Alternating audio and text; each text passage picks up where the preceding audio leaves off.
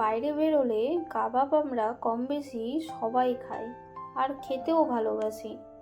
এই রকম হরিয়ালি কাবাব দেখার পরে লোক কি সামলানো যায় আপনারাই বলুন।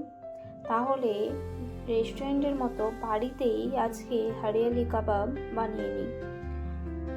প্রথমেই আমি কিছু বোনলেস চিকেন ছোট ছোট করে টুকরো করে কেটে নিয়েছি। তারপর একটি মিক্সিতে নিয়ে নিয়েছি পুদিনা পাতা, ধনে পাতা, 4-5টা কাঁচা লঙ্কা এবং আদা রসুন পেঁয়াজ দিয়ে একটা ভালো করে মিহি করে পেস্ট বানিয়ে নেব। এখানে আমি দিয়েছি 3-4 চামচের মতো জল ঝরানো টক দই। তবে পেস্ট বানানোর সময় কোনো রকম জল কিন্তু দেবেন না, তাহলে পাতলা হয়ে গেলে ম্যারিনেশন ভালো হবে না। এরপরে যেই পেস্টটা বানালাম ওটি চিকেনের উপর দিয়ে দেব।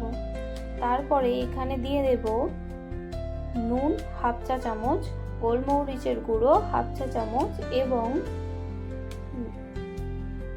2 টেবিল চামচের মতো লেবুর রস দিয়ে ভালো করে মাখিয়ে আমি 3 থেকে 4 ঘন্টা ম্যারিনেট করে রেখে দেবো ফ্রিজে। যদি আপনারা ওভারনাইট ম্যারিনেট করে রাখতে পারেন তাহলে আরও ভালো হয়। তবে হাতে যদি কম সময় থাকে তাহলে 2-3 ঘন্টা রাখলেও হবে। কাবাব কিংবা তন্দুরির ক্ষেত্রে যত বেশিক্ষণ ম্যারিনেশন করে রাখতে পারবেন ততই কিন্তু টেস্ট ভালো হয়। তারপরে আমি 3 ঘন্টা পরে আমি ফ্রিজ থেকে বার করে নর্মাল টেম্পারেচারে রেখে দিয়েছিলাম কিছুক্ষণ। এরপরে আমি কাবাব বানিয়ে নেব। এখানে আমি কয়েকটা স্টিক নিয়েছি। স্টিকগুলি দিয়ে আমি একটা একটা করে লম্বা করে চিকেনগুলি সেট করে নিচ্ছি। দেখুন, এইভাবে দিলে কিন্তু বেশ ভালো লাগে এবং প্রপার কুকও হয়। তবে এখানে একটা ছোট্ট টিপস, যেই স্টিকগুলি আছে ওইগুলি কিন্তু আমি জলেতে 10 মিনিটের মতো ভিজিয়ে রেখেছিলাম, তাহলে ভাজার সময় স্টিকগুলি ভেঙে যাবে না কিংবা পুড়েও যাবে না। অবশ্যই এই টিপসটি ফলো করবেন। একটা একটা করে আমি সবগুলি কাবাব বানিয়ে নিচ্ছি। বানানো হয়ে গেছে। এখানে আমি একটি প্যানেতে কিছুটা বাটার ব্রাশ করে নিয়েছি। তারপরে কাবাবগুলি দিয়ে দেব। লো ফ্লেমে ভালো করে এক পিঠ ভাজা হয়ে আসলে উল্টে দেব।